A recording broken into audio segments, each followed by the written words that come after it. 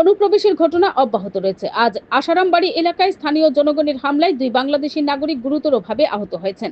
আহতদের মধ্যে একজনকে খোয়াই হাসপাতালে এবং অপরজনকে আশঙ্কাজনক অবস্থায় জিবি হাসপাতালে স্থানান্তর করা হয়েছে। ঘটনার বিবরণ দিয়ে বিএসএফ জানিয়েছে, তাদের কাছে খবর আসে আশারামবাড়ি সীমান্ত এলাকা দিয়ে 2 বাংলাদেশি অনুপ্রবেশ করেছে। তাদের সঙ্গে 2 ভারতীয় টাউটও ছিল।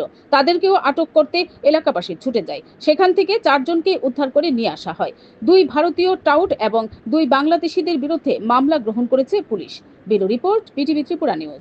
हमारा एक इन्फॉर्मेशन आया था ऐसे बचाईबारी में बांग्लादेशी कुछ डिटेक्ट हुए हैं करके। तुरंत आते ही ओसी मैं सभी वहाँ पर निकल गए।